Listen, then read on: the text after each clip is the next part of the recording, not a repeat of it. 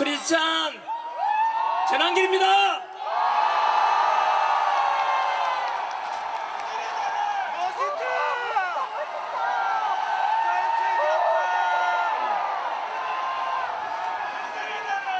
저는 오늘 제가 믿는 하나님의 말씀이 담긴 성경책에 손을 얹고 기도하는 마음으로 시작하겠습니다. 저는 하나님을 사랑합니다. 그리고 자유민주주의 대한민국을 사랑합니다. 이렇게 기독교든 가톨릭이든 불교든 종교의 자유가 있고 표현의 자유가 있고 오늘 이 자리처럼 100만 명이 함께 모여서 마음껏 우리 대통령은 윤석열, 대한민국 대통령은 윤석열 대통령 탄핵을 반대한다. 즉시 석방하라 라고 마음껏 외칠 수 있는 우리 자유민주주의 대한민국이 너무 좋지 않습니까, 여러분? 맞습니다. 먼저 감사의 인사를 드립니다. 오늘 영하의 차가운 날씨소에도 불구하고 전국 방방곡곡에서 저 국가와 국민은 안중에도 없는 민주당의 악법 폭주와 29번의 탄핵 폭주로 인해 행정부가 마비되고 국가 시스템이 마비되고 결국 대한민국이 침몰할지도 모른다는 이 위기감 속에서 우리 윤석열 대통령을 석방시키고 직무복귀를 시키자. 그래서 다시 대한민국을 살려내자.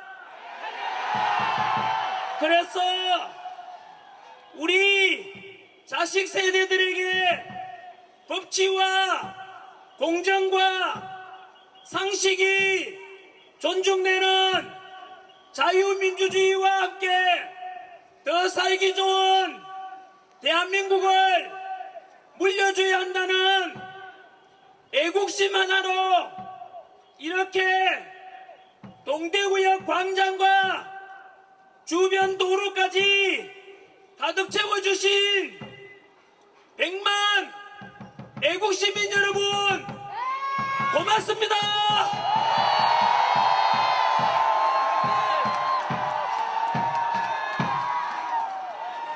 너무 감동적이고 너무 감사하고 우리가 옳았습니다. 우리가 이깁니다. 우리가 대한민국을 다시 살려낼 것입니다. 이곳에 모인 여러분들이 윤석열 대통령을 다시 살려내고 자유민주주의를 다시 살려내고 대한민국을 다시 살려내신 역사의 주인공들이십니다. 맞습니다.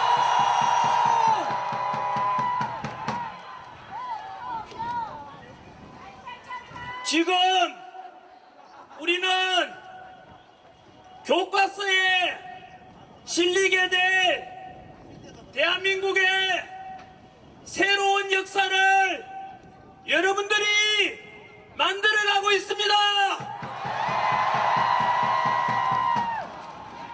지난 12월 3일 비상계엄 직후에 10%였던 대통령의 지지율이 60여일간의 탄핵 정국 속에서 지금은 마의 벽이라고 하던 40%를 넘겼고, 일주일 전 부산역 집회 후에 50%를 넘겼고,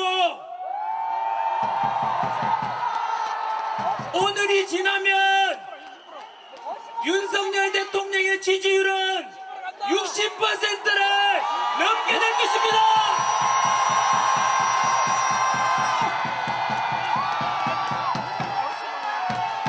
이것은 거대 야당의 입법 폭주와 무려 29차례의 탄핵, 또 탄핵과 일방적인 정부 예산 삭감을 통한 행정부를 마비시키고자 하는 저 민주당의 검은 실체를 알아버렸고, 법치와 공정을 모두 무너뜨려가면서 대통령 불법 체포와 형평성에 어긋난 야당 대표는 불구속 수사하고, 우리 대통령은 구속 수사를 보면서 민주당은 지금의 이 위기 속에서 국가와 국민은 안중에도 없고 나라가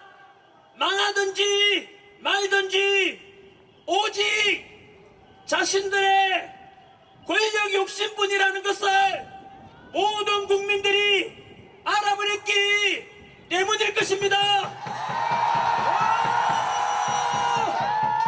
그래서 야당이 주장하는 대통령의 내란이 아니라 거꾸로 우리 국민이 뽑은 대통령을 탄핵시키고 행정부와 국가 시스템을 모두 마비시키려는 거대 민주당이 바로 내란의 주체라는 것을 모든 국민들이 알아버렸기 때문입니다.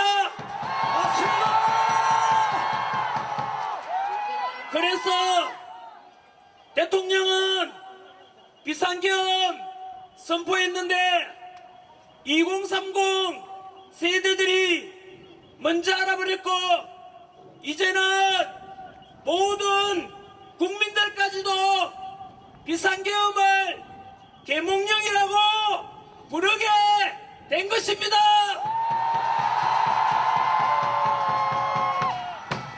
여러분, 비상계엄이 아니라 국민들을 일깨우고 그동안 감추어졌던 언론의 편파보도, 법치와 공정과 상식을 무너뜨린 공수처와 서부지법과 편파적인 재판들로 구성된 헌법재판소의 실체를 알려준 계몽령이라는 것에 동의하십니까? 저는 비상계엄을 100% 계몽령이라고 확신합니다.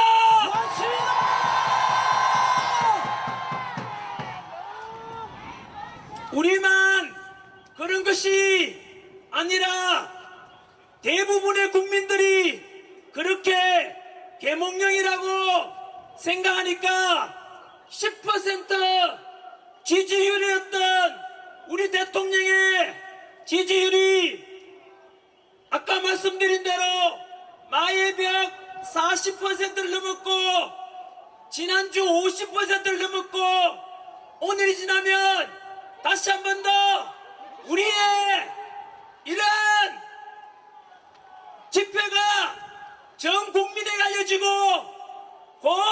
60%를 넘게 될 것입니다. 결국 계몽령이 옳았고 우리가 이긴 것입니다, 여러분.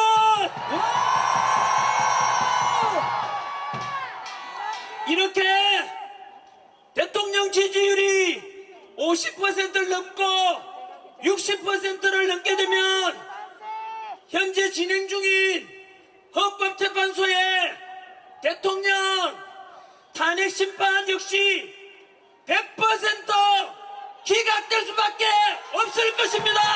맞습니다.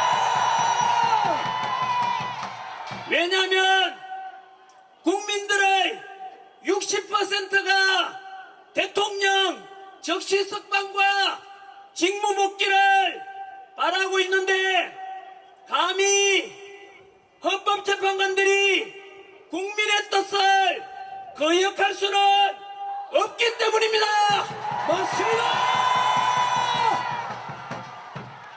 이렇게 60% 이상의 국민이 윤석열 대통령을 지지하고 탄핵 반대 명령을 하는데도 불구하고 만약 헌법재판소가 대통령을 탄핵시킨다면 그것은 우리 대한민국 헌법에서 명시된 대한민국은 민주공화국이고 주권은 국민에게 있으며 모든 권력은 국민으로부터 나온다는 우리 대한민국의 헌법을 정면으로 위배하는 것이 되고 국민의 뜻을 거역한 불의한 좌파 우리법연구회 소속 헌법재판관 문영배, 이미선, 정계선, 대한민국의 주적을 북한이라고 말할 수 없다는 정경미, 그리고 민주당이 임명하라고 협박하고 있는 사회주의 혁명조직인 인민노련 출신이자 우리법연구회 소속 40여건 대한민국의 반역자이자 헌법 정신을 유린한 민주주의의 역적이며 제2의 을사오적으로 역사에 기록될 것입니다. 맞습니다. 대한민국 우리 기자분들께 부탁 하나 드리겠습니다. 알다시피 지금 대한민국의 언론에 대한 국민들의 신뢰도는 완전히 바닥에 떨어졌고 2030 세대들은 레거시 미디어를 아예 신뢰하지 않는 청년들도 많습니다. 이유가 무엇이겠습니까? 스스로 민주당의 끈앞풀을 자처하고 민주당의 나팔수 역할을 자처하고 있는 몇몇 방송사와 언론사 때문일 것이고 그래서 대한민국을 망가뜨리는 부역자 노릇을 하고 2030 세대들이 보기에 차마 부끄러울 정도로 이게 과연 합법적인 방송사인지 합법적인 언론사가 맞나 싶을 정도로 정치적으로 편향된 보도말을 일삼는 그런 언론사들은 만약 이대로 가다가는 결국 국민들로부터 버림받고 문 닫게 될 것을 경고합니다. 맞습니다. 제발 지금이라도 늦지 않았으니 국민의 알 권리 진실만을 보도한다는 기자정신에 입각해서 정치적으로 균형된 보도를 요구하며 오늘 우리 동대구역 집회도 제발 더도 말고 덜도 말고 있는 그대로를 정직하게 보도해 주시기를 요구합니다. 요구합니다!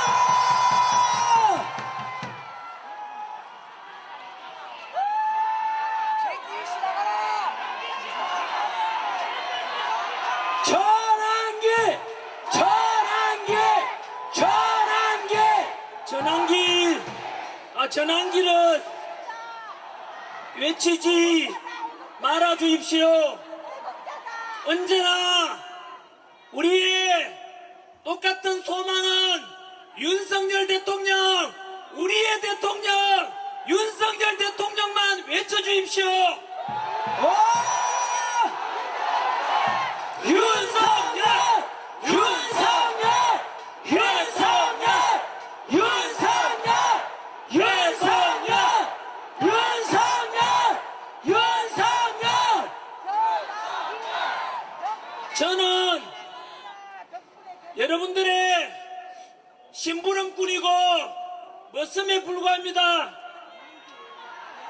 왜냐하면 저는 그래도 이 추운 날에 와서 단상에 올라오고 여러분들한테 얼굴이라도 비춰줄 수 있지만 이곳에서 지금 너무 많은 사람이 와서 저도 이렇게 많은 사람이 빼곡하게 있는 건 태어나서 처음 봅니다.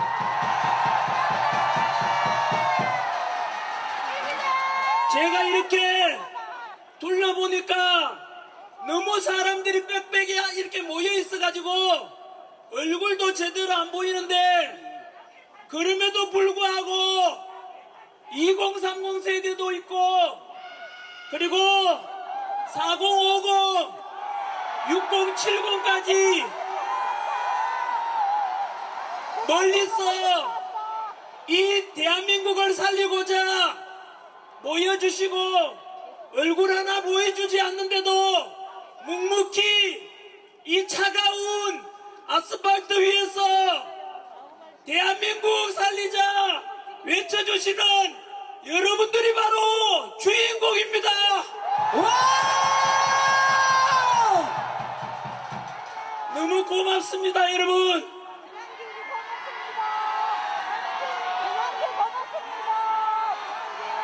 덧붙여 여기에 참석하시고 또 동영상으로도 아마 수십만 명이 동시 접속하고 접속해서 지금 보고 있다고 들었는데 이 영상을 보시는 모든 국민들 여러분들께서도 만약 윤석열 대통령을 지지하고 대통령의 탄핵을 반대하고 직무복귀를 원하신다면 국민 변호인단에 반드시 가입해 주십시오.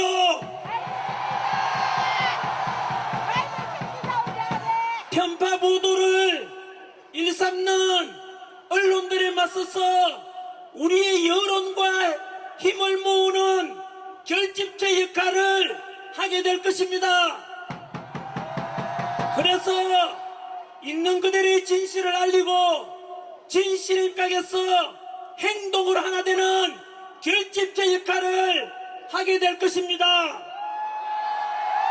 출범한 지 불과 며칠 지나지도 않았는데 오늘 아까 보니까 가입자가 10만 명을 넘었고 저 역시 가입했습니다. 여러분들께서도 가입하시겠습니까? 네! 국민 변호인단에 가입해서 우리가 하나된 힘을 만들어 봅시다.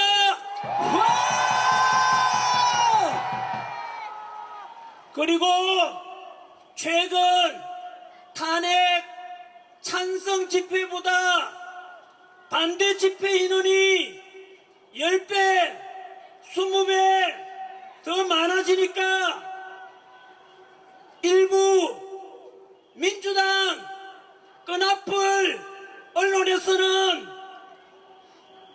이러한 탄핵 반대를 분열시키고자 광화문파, 여의도파, 구치소파 이렇게 보도하던데, 광화문이든 여의도든 구치소든 대구든 광주든 부산이든 울산이든 세종이든 윤석열 대통령을 탄핵을 반대하고 자유민주주의를 회복시키고 대한민국을 살리고자 하는 애국심을 가진 우리 모두가 하나이고 모두가 극우파도 아닌 국민 상식파입니다. 맞습니다.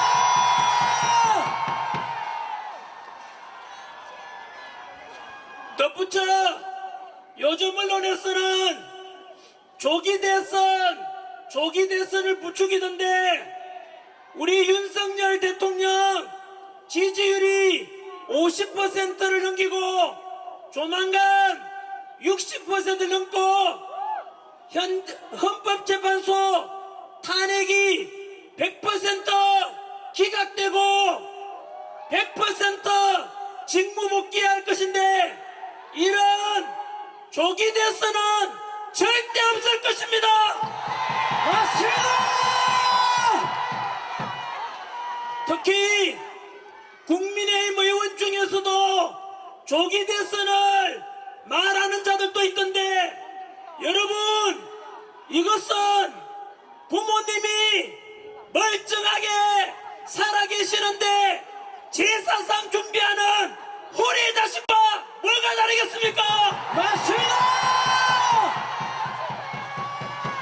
그러니 우리 국민의힘 의원들께서는 비상계엄부터 지금까지 눈치 보면서 머뭇머뭇거렸던 것 모두 용서할 테니, 이제부터는 윤석열 대통령 탄핵 반대와 직무복귀에 우리 다같이 한 목소리를 내어주실 것을 부탁드립니다.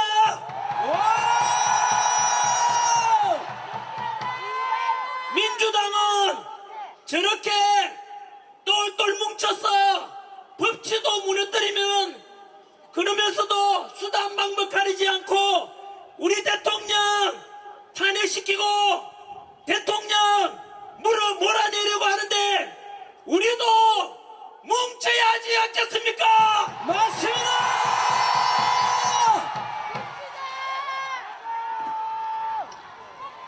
우리 동대구역에 모이신 모든 국민 여러분, 또 동영상으로 보고 계시는 모든 전국의 국민 여러분, 저는 정치인이 아닙니다.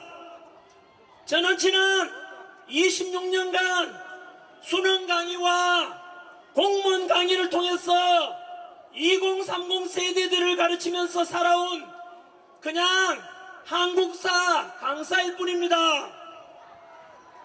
한국사를 가르치는 강사로서 대한민국을 사랑하고 대한민국 국민으로서 늘 자부심을 가지고 살아가라고 가르쳐 왔습니다.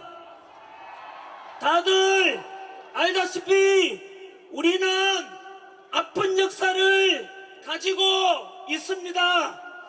지난 35년 동안 일제 식민 지배를 받았고, 연이어서 300만 이상 희생되는 동족상잔의 비극 6.25 전쟁으로 너무나 큰 고통과 아픔을 겪었습니다.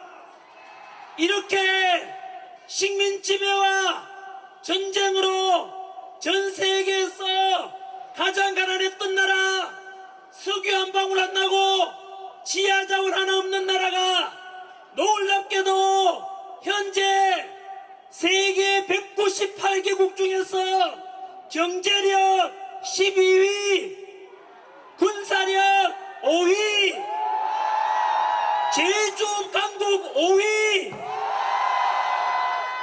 국력은 일본을 누르고 6위에 올랐습니다. 드디어 일본을 이겼습니다. 지난해 수출액은 6,800억 달러로서 사상 최고치를 경신하였고, 이 어려운 세계 경제 정세 속에서도 지난해 국제무역 수지는 500억 달러 흑자를 기록했습니다. 이런 위대한 대한민국 국민으로서 자랑스럽지 않습니까? 맞습니다. 우리 국민 정말 대단하지 않습니까, 여러분? 맞습니다. 이렇게 세계에서 가장 가난했던 나라에서 일본을 누르고 국력 6위에 오를 수 있었던 것은 바로 당신께서는 못 먹고 못 입고 못 누리고 오직 국가와 자식 세대를 위해 먹여 살리려고 불철주야 희생하고 헌신하신 우리 부모님 세대, 할아버지 할머니 세대 땀과 노력 덕분 아니겠습니까? 맞습니다. 우리 2030 세대 여러분, 그리고 저와 같은 4050 세대 여러분 모두 같은 마음으로 자식들 위해서 헌신해 주신, 그래서 지금의 대한민국을 이만큼 먹고 살게 해주신 부모님들, 할아버지 할머니께 감사의 뜻으로 크게 감사합니다. 함성 한번 질러주십시오. 감사합니다.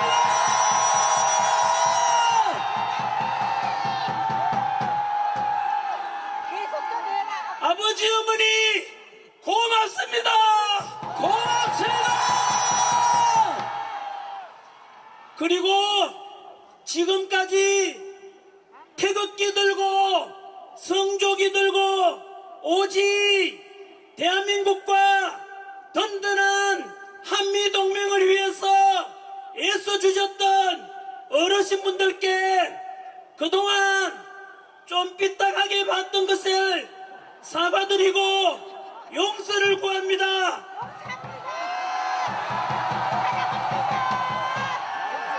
어르신들이 옳았습니다.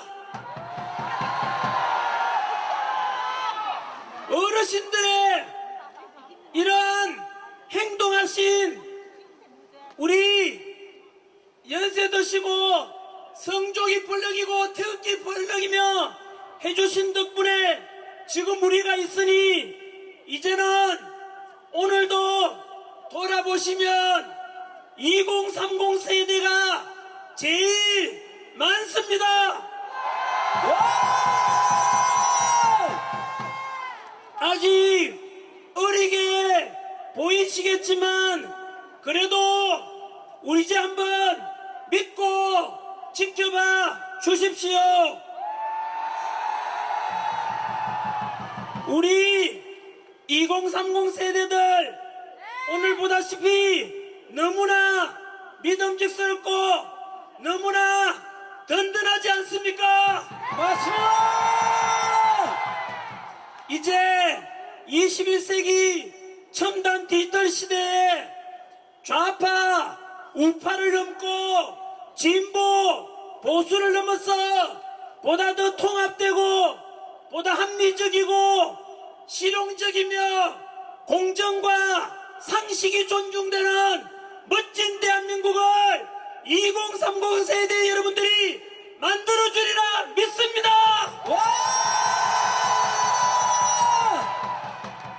바로 이겁니다.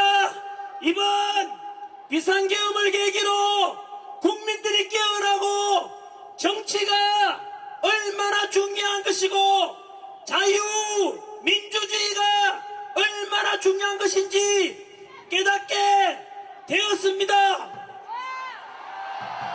이제는 앞으로 좌우 갈등을 넘고 지역 갈등을 넘고 세대 간 갈등을 넘고 남녀 갈등을 넘고 노사 간의 갈등을 넘어 우리 국민 대한민국 국민들은 모두가 하나 되어야만 합니다. 맞습니다. 나아가서 남북 평화통일을 이루고 한민족 모두가 하나 되어 서로 통합되어 서로 존중하고 보다 더 풍요롭고 행복한 21세기 선진 통일 대한민국을 2030 세대 여러분들이 만들어줄 것을 믿습니다. 와!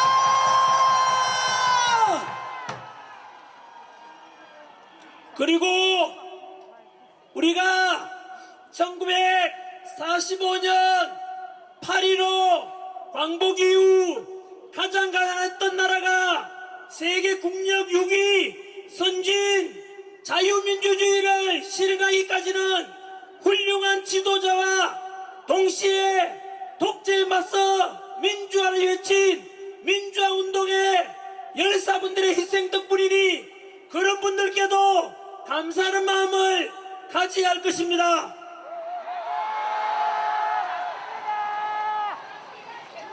저는 물 좀 마시고 재난기는 외치지 마십시오. 저는 별로 이렇게 잘난 사람이 못 됩니다.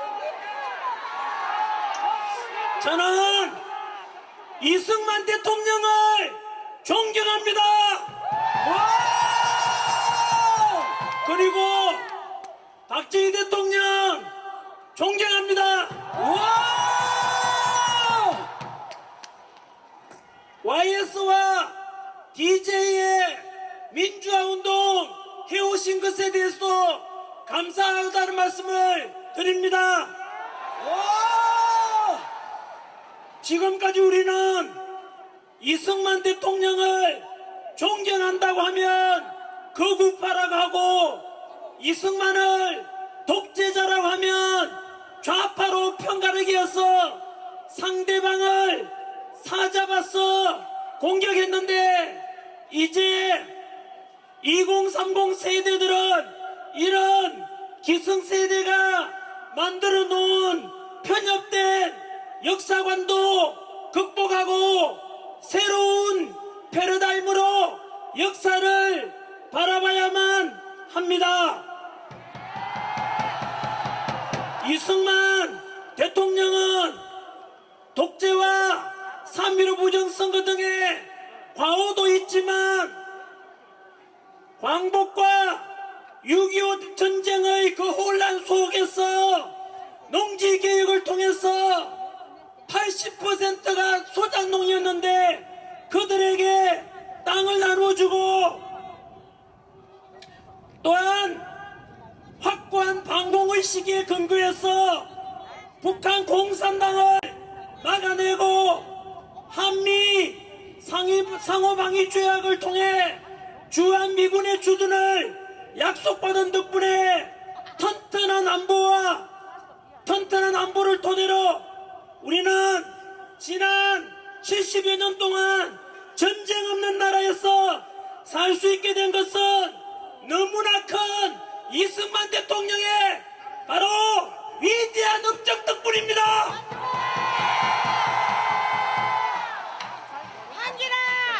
이렇게 역사는 시대정신에 입각해서 공과 과를 균형 있게 볼 수 있는 안목이 필요한 것입니다. 박정희 대통령 역시 유신독재의 과오도 있지만 경제성장을 통해서 우리가 이만큼 먹고 살게 해주신 것은 최고의 박정희 대통령의 업적일 것입니다. 맞습니다.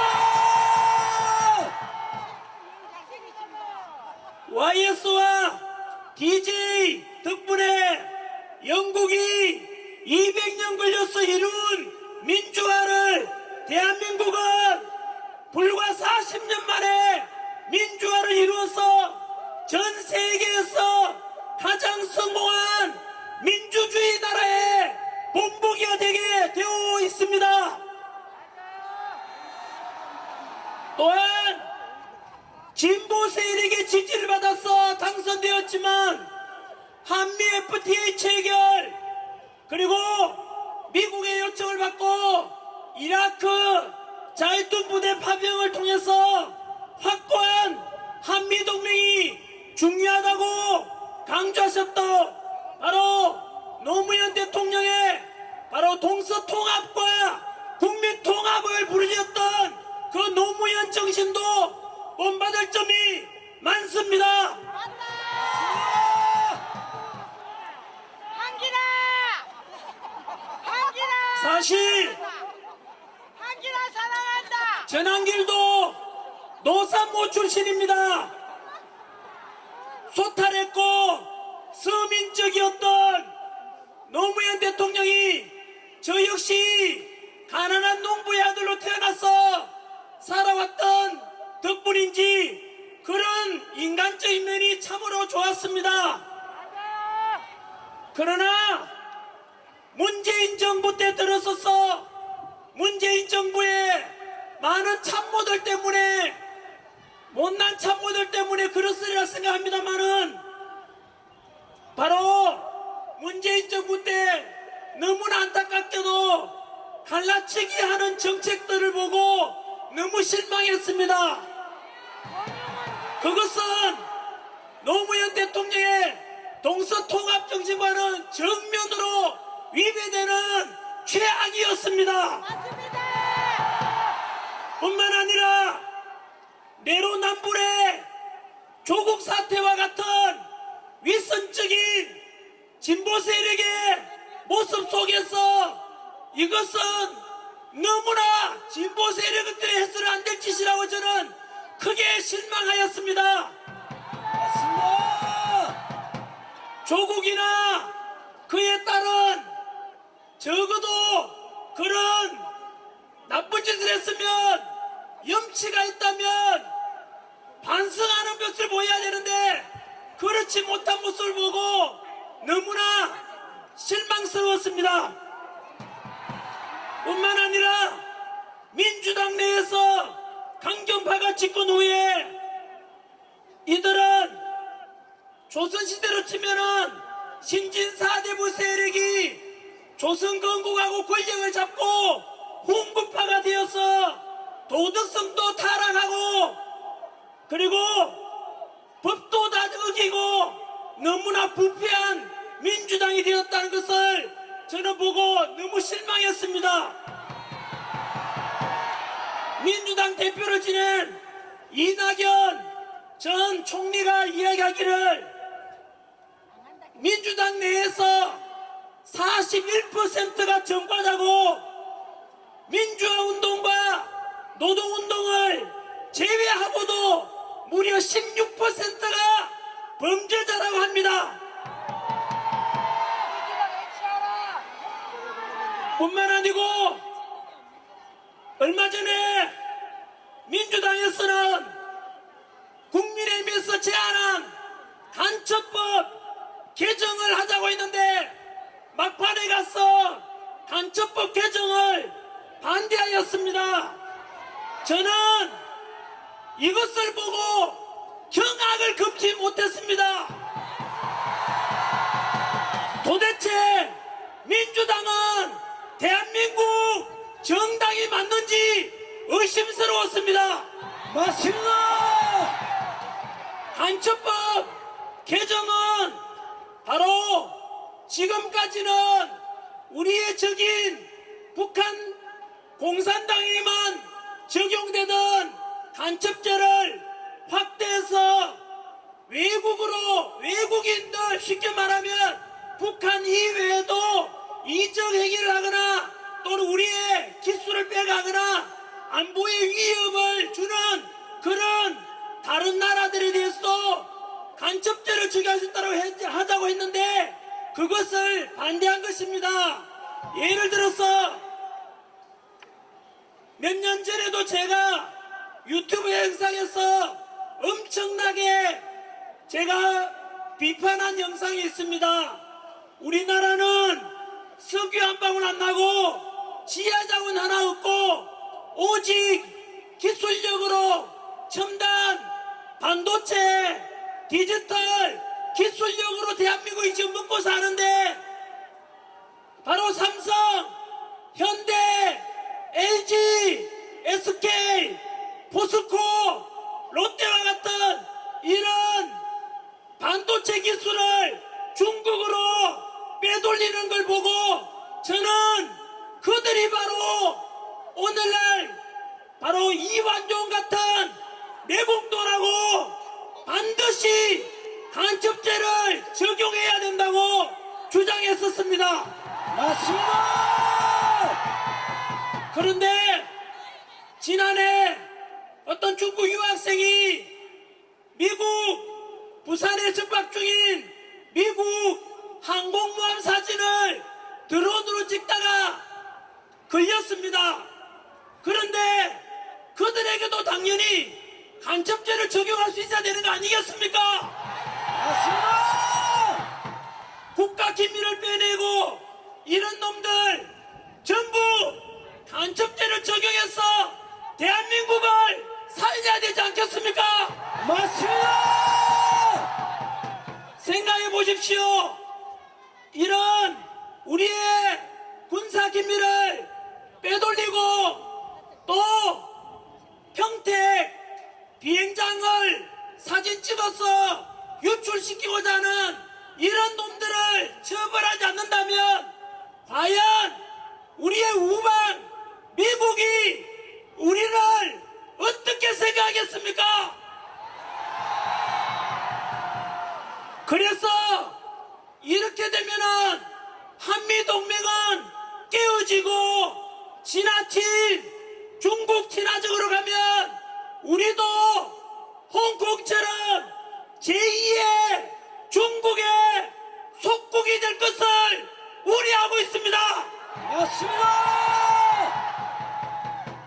그러면 제가 전환길이 2030 세대들에게 제시해드리는 정책은 도대체 그럼 전환길은 좌파야 우파야 극우냐 무엇이냐 물어든다면 저는 분명히 제 기준을 말씀드립니다. 저는 국방은 철저하게 한미동맹을 근거로 해야 됩니다.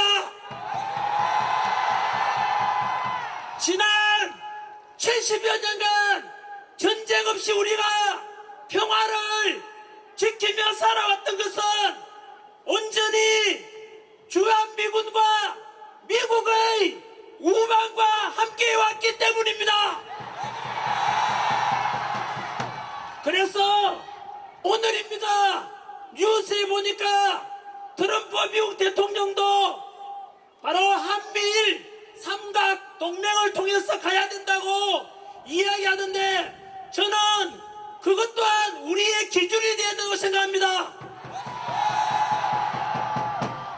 일본하고 이제 친하게 지내자면은 어떤 놈들은 또다시 뭐 토착 왜군이 이런 이상한 말 하던데 일본 그렇게 두려워할 게 없습니다. 이제는 왜냐하면 아까 말씀드린 대로 우리가 일본보다 국력도 더 강하고 군사력도 우리가 더 강하기 때문에 이제는 일본과도 우리의 이익을 위해서 일본과도 함께 잘 지내가야 되만이 바로 미국과도 동맹을 통해서 그것이 우리나라의 국익을 위해서 최선이라고 생각합니다.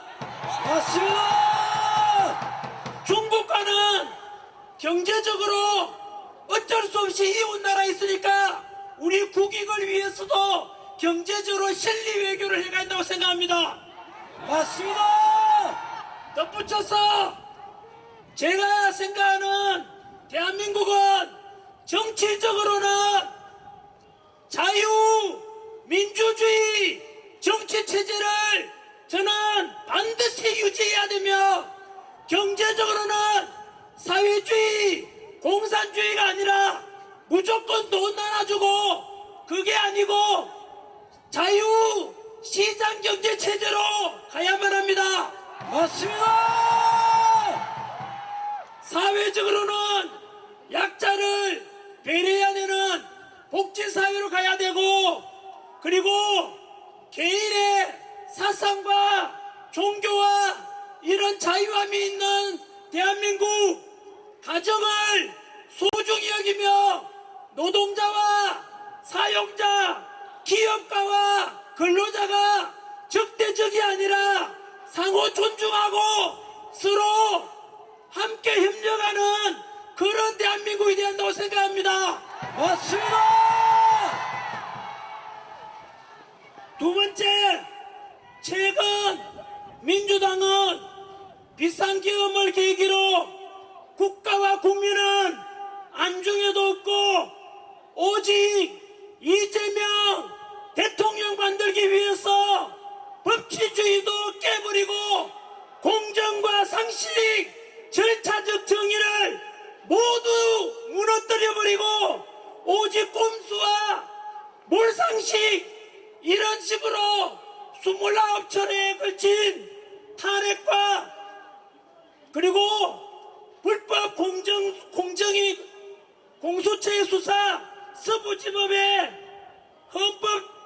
더해서 헌법재판소 40적 밀어붙이기 등 망신주기 대통령 체포과정, 이런 걸 볼 때 급기야 민주당 내에서 민주당 비판하면 내란 동조 세력이라고 카카오톡 검열, 여론조사기관 협박, 그리고 비판만 하면은 유튜브까지도 고발하고, 전환길이가 강의하다가 오죽 답답하고 얼마나 나라가 위태로웠으면 제가 집회까지 나왔겠습니까? 전환길이 선관위의 부정의혹과 그리고 부정선거에 대한 의혹 1200건이 넘는 비리, 이런 것을 비판하니까 민주당이 전환길을 고발했습니다. 그리고 이틀 전에는 헌법재판소에 불의한 재판관들이 이래서 되겠는가 지적하니까 민주당이 또 전환길을 고발했습니다. 더불어민주당 이름만 민주당이고 실제로는 더불어 독재당입니다. 맞습니다. 더불어 고발당으로 당명을 바꿔라! 바꿔라! 우리 70년대, 80년대, 90년대 독재에 맞서서 민주화 운동했던 분들, 이제는 응답해 보십시오. 노사모 출신이라고 하는 분들, 이제 답변해 보십시오. 지금 행해지고 있는 더불어민주당의 카톡 검열, 그리고 내란 동조로 무조건 몰아세우고 여론조사기관 협박하고, 이런 더불어 독재당의 모습이 진정으로 당신들이 추구해왔던 민주화의 모습 맞습니까? 아닙니다.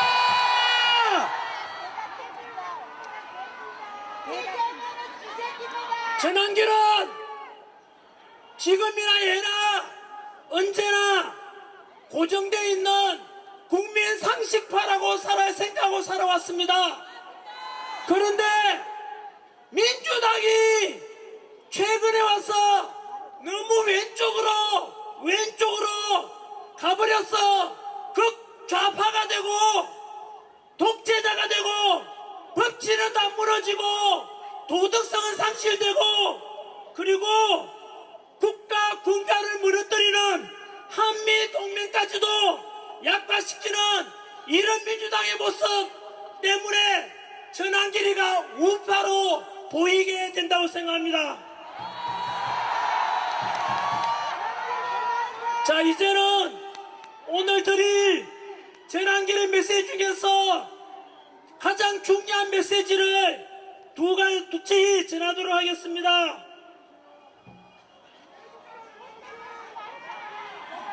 손이 고와서 잘 안 되니까 조금만 기다려 주십시오.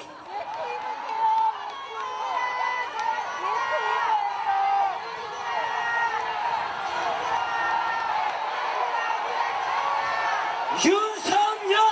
윤석열! 윤석열! 윤석열! 윤석열! 윤석열!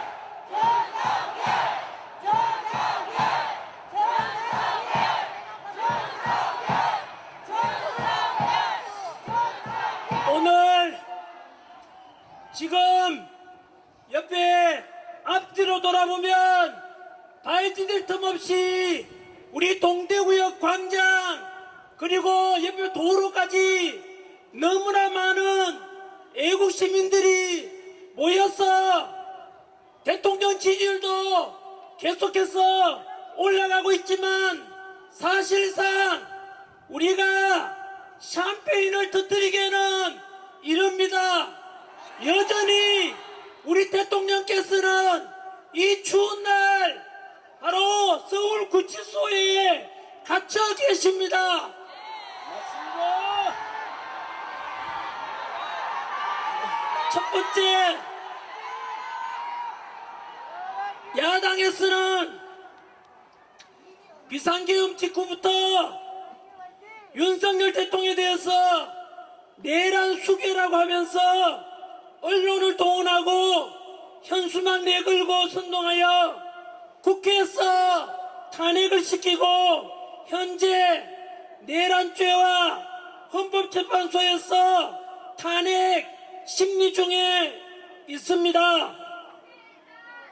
여기서 저는 국민 여러분들께 진실을 알려드리고자 그래서 올바로 평가하시길 소망합니다. 여러분,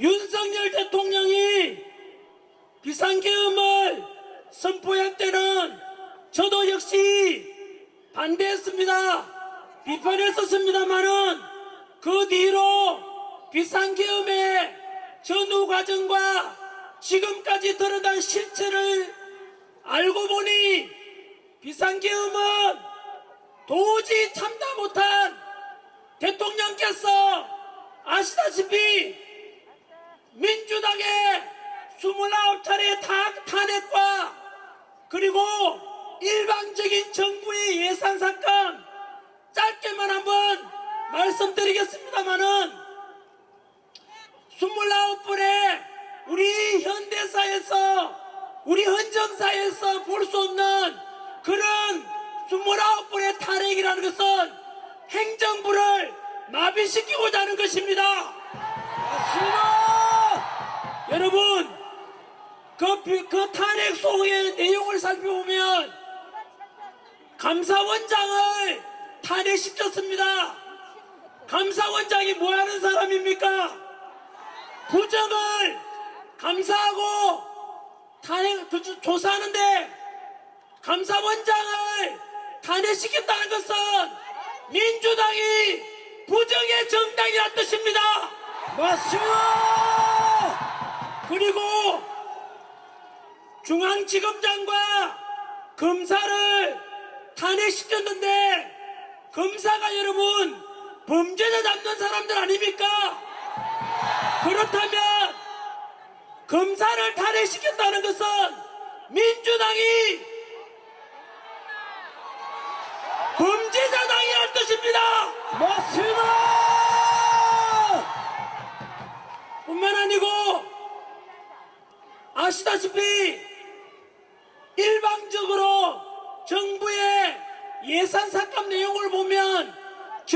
금치 못하지 않습니까?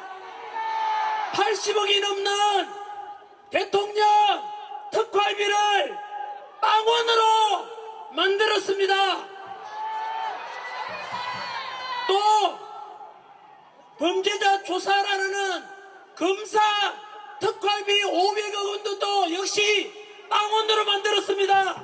맞습니다. 그 말은 검사들 범죄자 잡지 말라는 뜻입니다.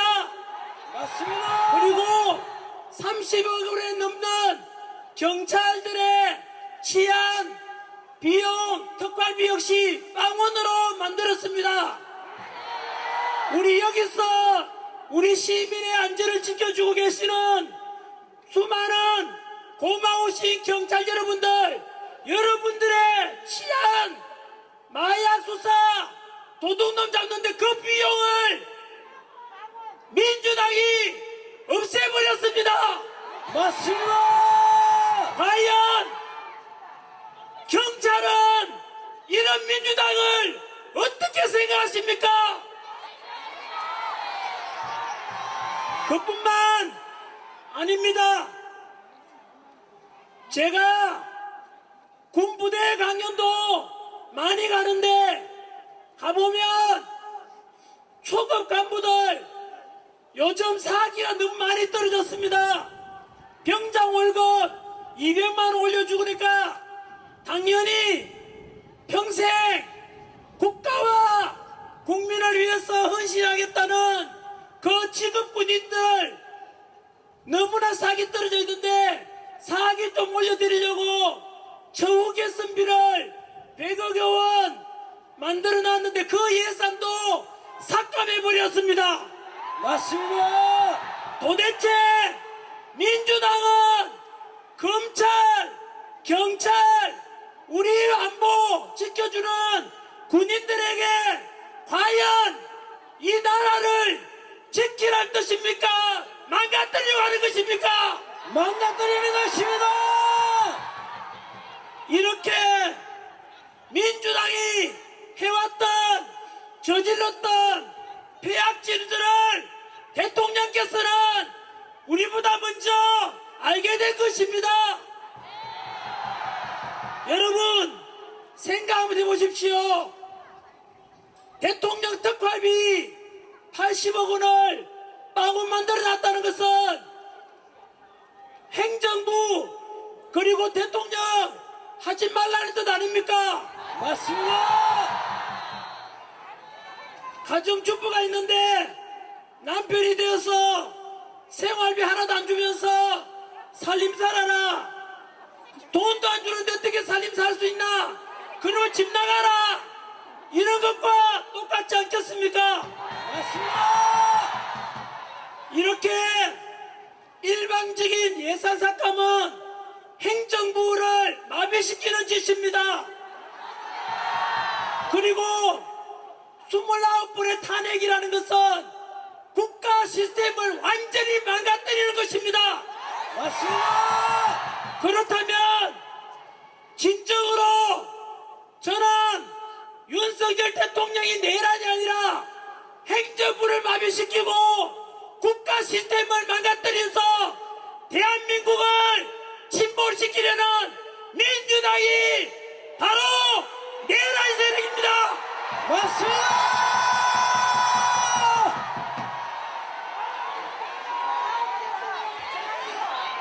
저는 윤석열 대통령에 대해서 내란죄라고 선동하는 야당에게 절대로 윤석열 대통령이 내란죄가 아니라는 것을 말씀드리고자 합니다. 첫 번째는 제가 역사를 가르치는데 역사적으로 대통령이 내란 일으킨 경우는 한 번도 없습니다. 맞습니다. 두 번째,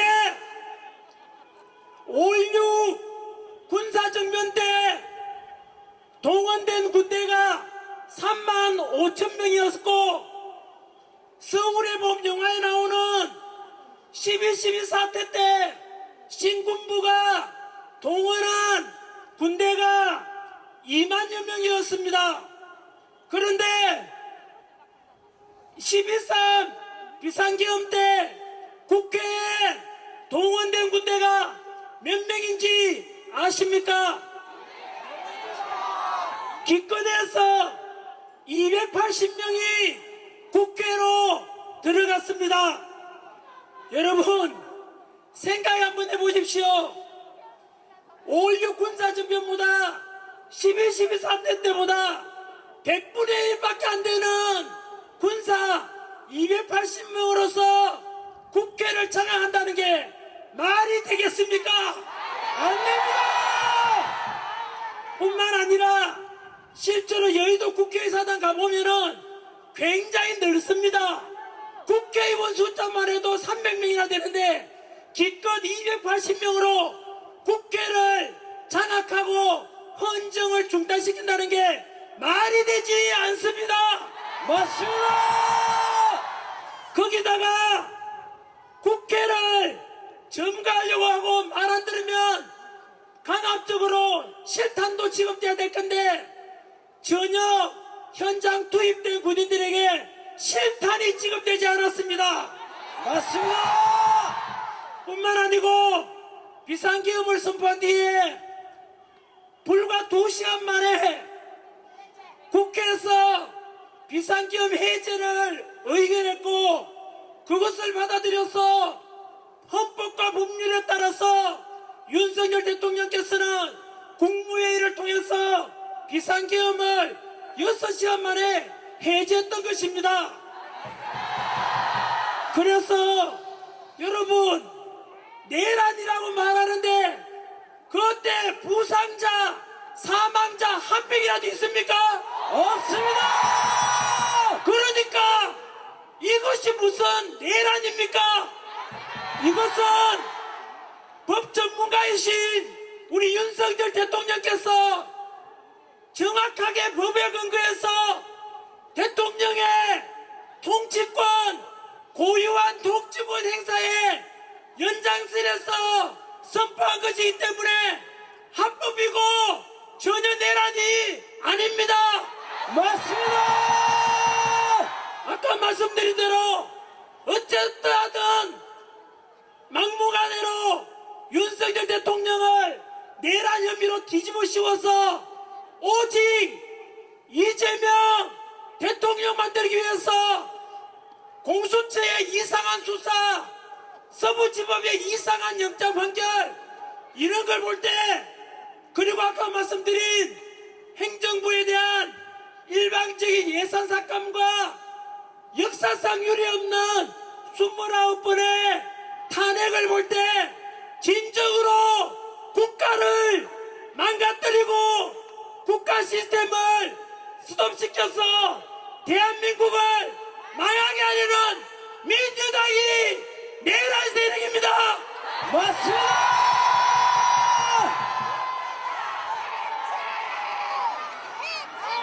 내란에 관련된 것 다음으로 더 중요한 것 하나 말씀드리겠습니다. 지금은 헌법재판소의 시간입니다. 아시다시피 헌법재판소는 반드시 탄핵이 기각이 될 것입니다. 맞습니다! 국민의 지지율이 대통령에 대한 지지율이 50%를 넘었고 그리고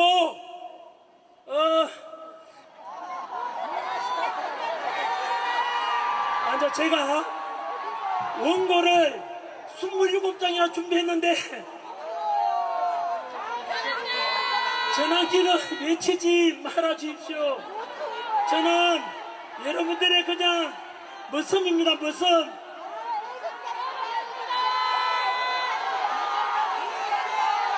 윤석열! 윤석열! 윤석열! 윤석열! 윤석열! 윤석열! 윤석열! 윤석열!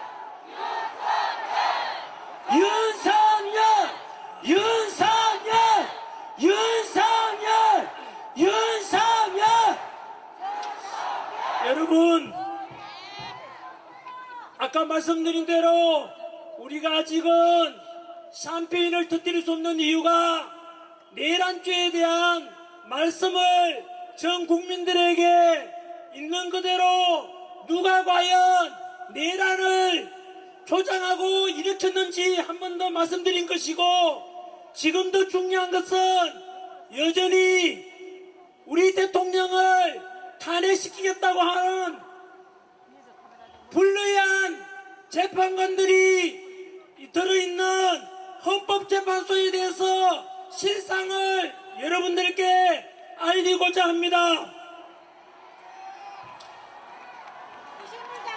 헌법재판소 헌법재판소는 제가 과거에 학생들한테 사회를 가르칠 때 헌법재판소는 너무나 높은 기관이다. 법에도 계급이 있는데 헌법, 법률, 명령, 조례, 규칙 중에서 제일 높은 것이 헌법인데 그 헌법을 심판하고 위헌정당을 심판하고 권한쟁의를 심판하고 국민들의 헌법 소원을 심판하고 심지어 대통령까지도 탄핵 심판하는 곳이 헌법재판소다. 그래서 그 헌법재판소는 독립기관으로서 그 소속 헌법재판관들은 너무나 훌륭하고 너무나 공정하고 오직 헌법과 법률과 양심에 따라서 판결하고 심판할 것이라고 믿어왔고 그렇게 가르쳤는데 저는 속았습니다. 여러분, 모든 국민들이 헌법재판소에 대해서 속았습니다. 이럴 줄은 몰랐습니다. 헌법재판소에 소속된 불의한 헌법재판관들을 말씀드리겠습니다. 첫 번째, 불의한 재판관 문영배.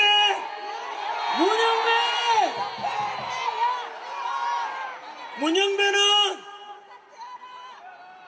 진보 좌파 단체인 우리법 연구회 소속인데 본인 스스로 얼마나 자랑스러웠는지 스스로 밝히기를 나는 우리법 연구회 안에서도 가장 왼쪽에 있다.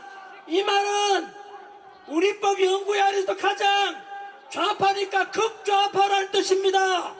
맞습니다.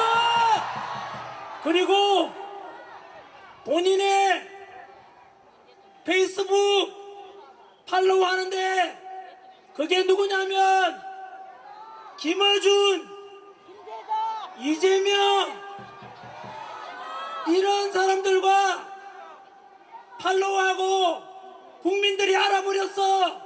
문제 제기를 하니까 페이스북 계정 자체를 삭제해버렸습니다. 이것은 무엇을 가리키냐면 도둑질하다가 들킨 것이라고 보면 되는 것입니다. 맞습니다. 이런 것은 법적인 용어로 증거인멸입니다. 본인 스스로 떳떳하다면 공정한 재판을 했다면 그것을 왜 삭제하겠습니까? 이미 문영배는 헌법재판관으로서 이미 신뢰를 상실했으니까 즉시 사퇴해야 되는 것입니다. 맞습니다. 두 번째, 불리한 재판관 이미선 자신의 여동생 이상희 변호사가 무엇을 하고 있는지 아십니까? 윤석열 대통령 퇴진 특별위원회 부위원장이 바로 자신의 친여동생입니다. 여러분, 자신의 친여동생은 윤석열 대통령 퇴진을 주장하는데 언니가 되어서 어떻게 대통령 탄핵 심판하는데 공정하다고 믿을 사람이 세상에 유치원생만 되어도 그것은 공정하지 못하다고 판단하지 않겠습니까? 맞습니다. 이럴 경우에 염치가 있다면 법적으로도 이해 충돌이기 때문에 재판 회피 신청을 해야만 할 것입니다. 맞습니다. 그런데도 그렇지 않다면 염치가 없으므로 양심이 없으므로 이런 사람 우리는 파렴치라고 하지 않습니까? 여러분, 이렇게 파렴치한 헌법재판관의 심판을 통해서 우리 대통령이 탄핵 심판을 맡겨서 되겠습니까? 안 됩니다. 세 번째 불리한 재판관 정정미 국회 인사청문회에서 대한민국 주적이 누구냐 물으니까 본인으로 스스로 주적이 누군지 말할 수가 없다고 했습니다. 맞습니다.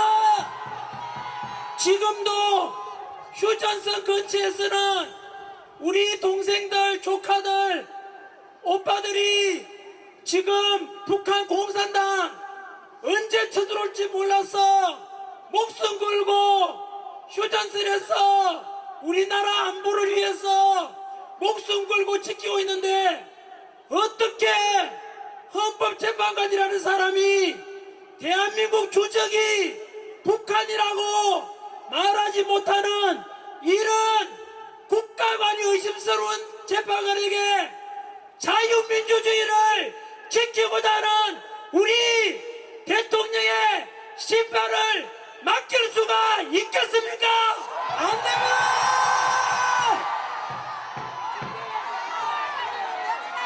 네 번째 불리한 재판관 정계선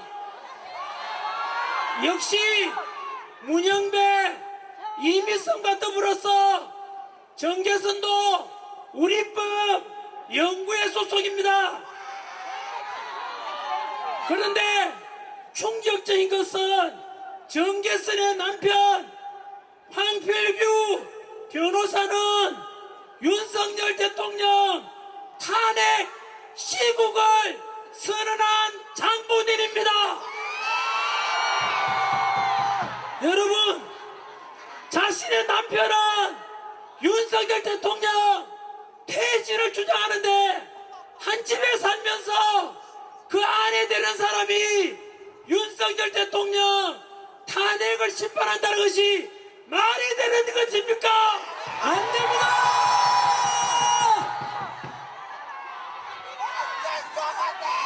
마지막 다섯 번째 민주당에서 막무가내로 우리 채 대행께 무조건 임명하라고 협박하고 있는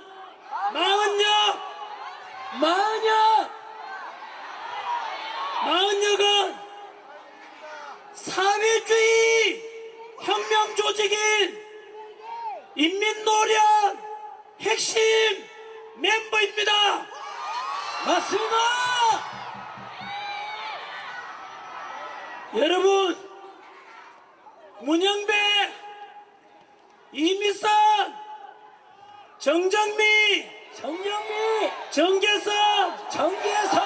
마흔여 이런 엉터리 국가가 또 이상한 이런 재판관이 과연 우리 대통령을 심판한다는 것을 과연 믿을 수가 있겠습니까? 없습니다.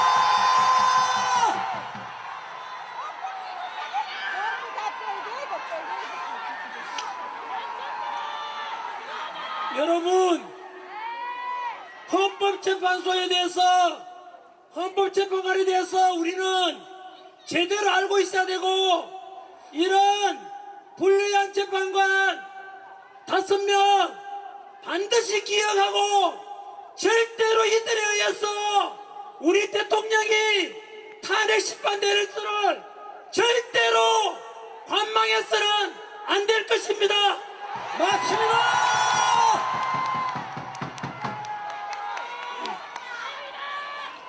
만약에 현재 우리 대통령 지지율이 50% 넘고 60%가 넘어가는데, 만약에 이들이 탄핵 심판 인용한다면 아까 말씀드린 대로 대한민국 민주공화국의 주권을 가진 우리 국민의 요구를 거절하는 것은, 이것은 민주주의를 정면으로 위배하는 역적이 될 것입니다. 맞습니다.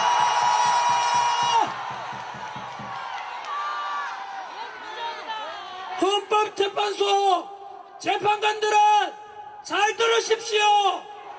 여기 모인 국민들의 외침과 목소리를 들으십시오. 만약에 탄핵 심판 인용을 한다면 제2의 의사 오적이 될 것입니다. 맞습니다. 헌법재판소 위에 우리 국민이 있다는 것을 반드시 기억하라. 기억하라.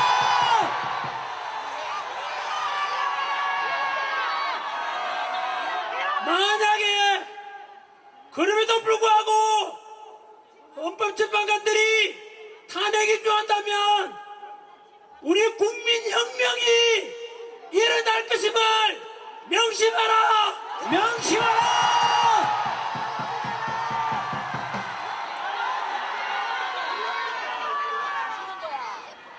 이제 마무리 짓겠습니다. 부탁을 3가지 드리겠습니다.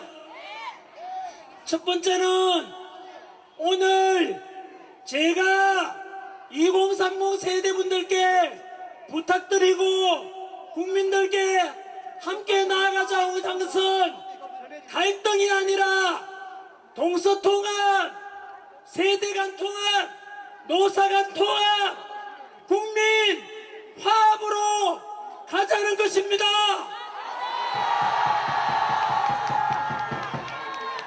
두 번째, 민주당도 다시 국민의 지지를 얻고자 한다면 간첩법 개정에 찬성하고 확고한 한미동맹만이 대한민국의 안보와 평화를 지킨다는 것을 명심하고, 이제 더 이상 표현의 자유를 막고 카카오톡 검열하고 무조건 고발, 더불어 고발당, 더불어 독재당, 이런 모습이 계속되면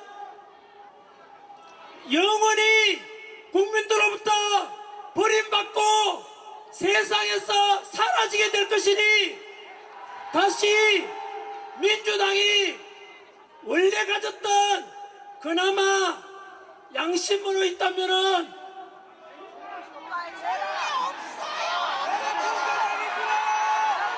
민주당 의원들 들리십니까? 7, 80년대 민주화 운동했던 분들 답변하십시오. 지금의 민주당은 민주라는 말은 없고 독재와 그리고 부도덕과 오직 더불어 고발만이 남아있습니다. 맞습니다. 세 번째 부탁드리고 싶은 것은 우리 가족들에게 부탁을 좀 드리고 싶습니다. 사실은 저는 몰랐는데 저희 아들이 광화문에 가서 탄핵반대 집회에 먼저 나갔다는 것을 알게 되었습니다. 돌아와! 돌아와!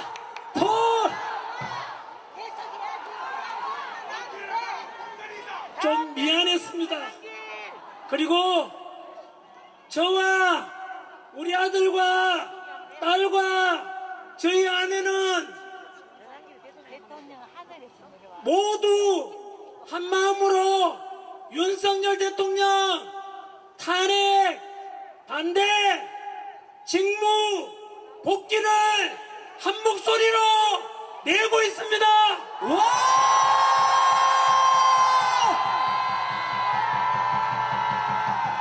그런데 제가 존경받고 돈 잘 벌고 이런 학원 강의하다가 갑자기 뭐 이런 목소리 내니까 신변 위협도 받고 이래서 그러니까 저희 아내가 이제 그만해라 라고 하는데 제가 약속을 했거든요. 집회는 오늘 동대구, 다음 주에 광주, 그리고 대전, 마지막 3일절 날 서울 이렇게 가기로 했고 그거는 약속된 거니까 그까지 하고 그 다음 방송활동 가서 목소리 내는 것은 다음 주 수요일까지만 해라 라고 해서 진작에 약속을 했는데 사실 이 자리에 저희 아내와 아들과 딸이 와 있습니다.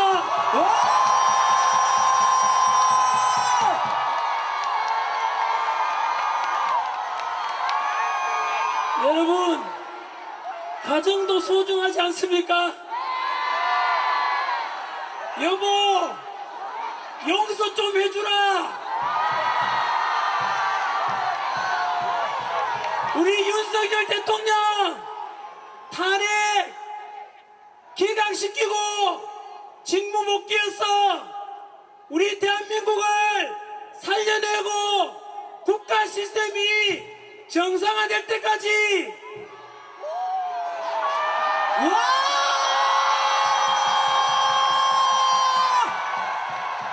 그때까지는 우리 2030 세대들에게 약속한 대로 끝까지 같이 가자고 했는데 그 약속 지킬 수 있도록 좀 봐주라.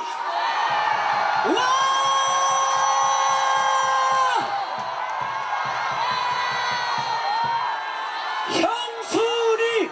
형수리! 형수리! 형수리! 형수리! 나라가 살아나야 가정도 있고 직장도 있지 않겠습니까? 맞습니다! 내 돈 좀 못 벌더라도 나라 살리는 일에 좀 일할 수 있도록 용서해 주라.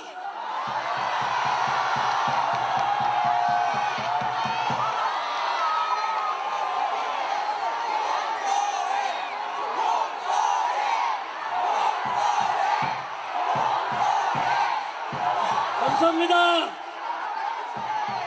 여러분, 이번 주에 동대구 모임이고 다음 주는 광주입니다. 아마 이 자리는 지난주 부산에 계시다가 이 자리에 또 오신 분들도 계실 겁니다. 오늘 대구에 오신 분들 우리 윤석열 대통령 복귀시키는 방법이 두 가지가 있습니다. 바로 헌법재판소 재판관들의 불의한 재판관들에게 지지 않고 우리가 이길 수 있도록 탄핵 기각시키는 것이 첫 번째 방법이고 맞습니다! 두 번째는 오늘처럼 춥고 차가운 날씨에도 이렇게 많이 참석해서 직접 민주주의의 그 모습 집회를 통해서 시위를 통해서 우리 목소리를 내부해서 불의한 재판관들이 본인 스스로 이러다가 내가 진짜 을사오직이 되겠구나 각인시키는 방법이 그 방법이 비결입니다. 맞습니다. 이렇게 한 목소리 내문해서 윤석열 대통령 지지율을 무조건 50% 넘었으니까 60% 와! 70% 올라가면 절대로 탄핵은 불가능합니다. 와!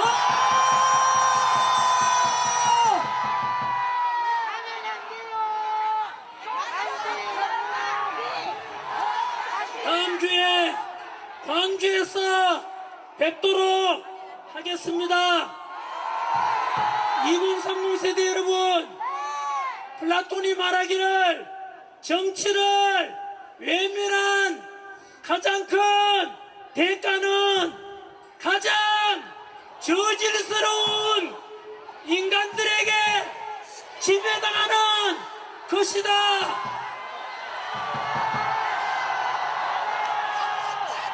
행동하지 않는 양심은 악의 편이다. 도산한 차원세께서 말씀하시기를 청년이 죽으면 민족이 죽는다. 맞습니다. 마지막으로 슬픔도 노여움도 없이 살아가는 자는 대한민국을 사랑하고 있지 않다. 맞습니다. 오늘 여기 오신 애국자 여러분들께서는 금방 드린 말씀을 다 실천하고 계십니다. 국민 변호인단 꼭 가입해 주시겠습니까? 우리 다 같이 윤석열 대통령 복귀시켜서 자유민주주의를 끝까지 실현합시다.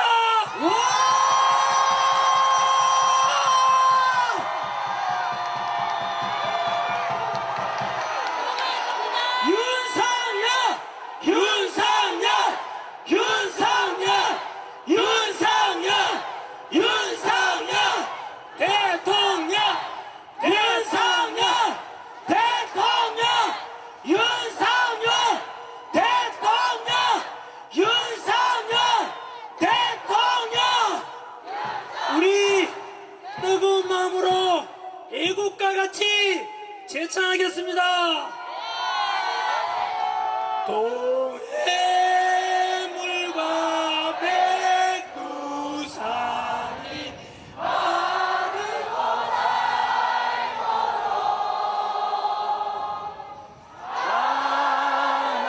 하나님이 보호하사 우리나라 만세 무궁화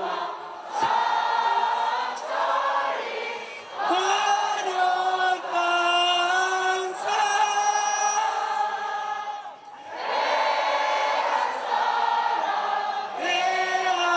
해안으로 길이 모자라세.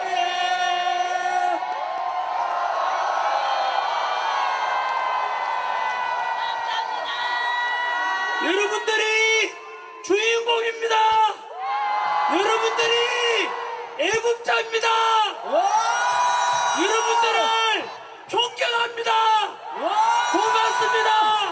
윤석열 대통령님 사랑합니다. 감사합니다.